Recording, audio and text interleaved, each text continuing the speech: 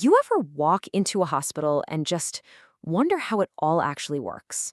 I mean, behind all the hustle of the emergency room and the quiet intensity of the operating theaters, there's this hidden system. And it doesn't just run on medicine, it runs on math.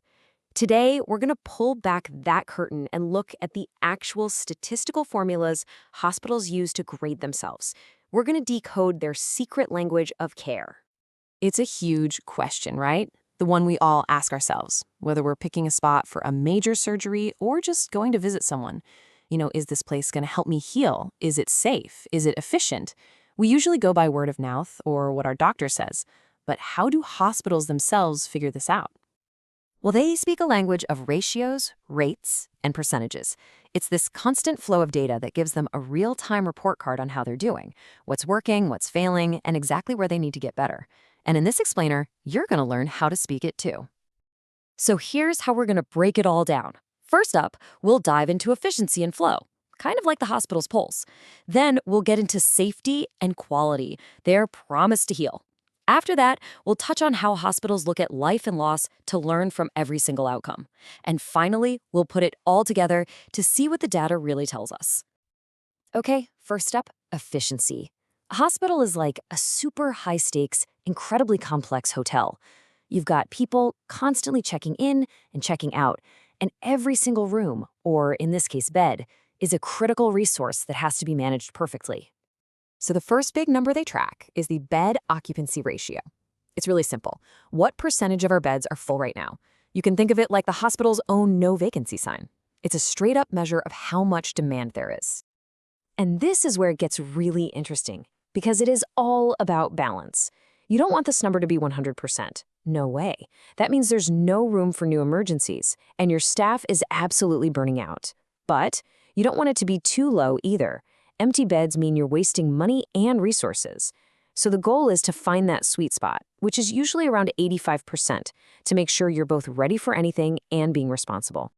Okay, so working right alongside that occupancy number is the average length of stay.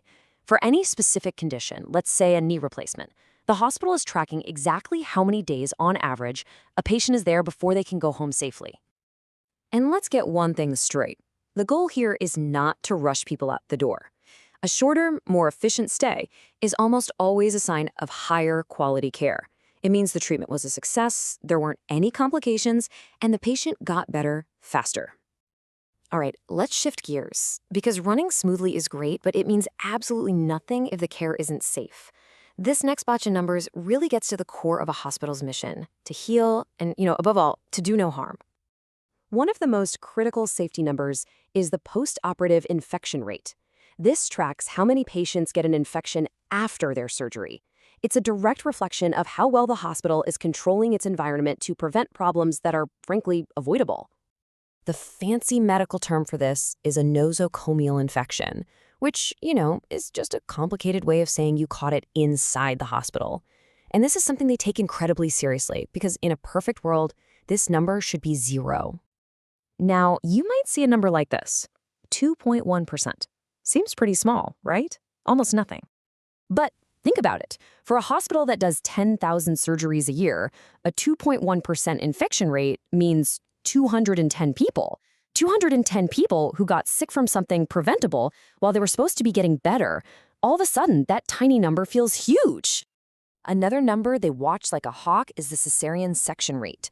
C-sections can be absolutely life-saving, of course, but health organizations keep a close eye on this rate to make sure the surgery is happening for the right medical reasons, which keeps both mom and baby as safe as possible.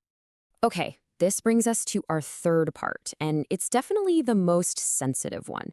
How do hospitals measure and learn from the most serious outcomes?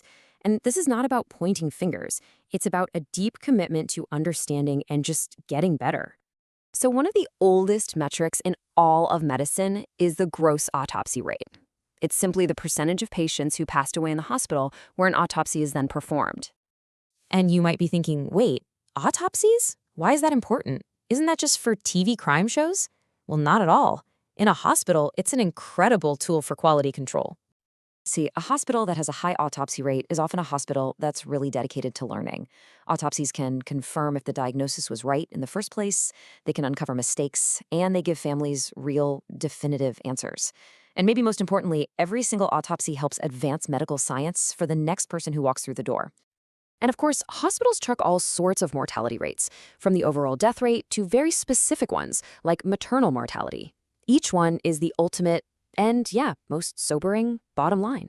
It's the measure of how many patients didn't survive, holding the hospital accountable for its results at the highest possible level.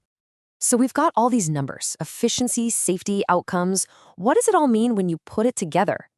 This brings us to our final section: what these numbers are really telling us when we stop looking at them one by one and start seeing the whole story. Here's the most crucial thing to remember. None of these numbers exist in a vacuum. They are all connected. For instance, a high infection rate, that's a safety problem, is going to lead directly to a longer average stay. And that, in turn, puts a ton of pressure on the bed occupancy, which creates an efficiency problem. See, it's all one big system. So you can really think of all these numbers as a hospital's vital signs. They tell us about its efficiency. Is it giving the right care at the right time? They tell us about its safety. Is there a constant focus on preventing harm?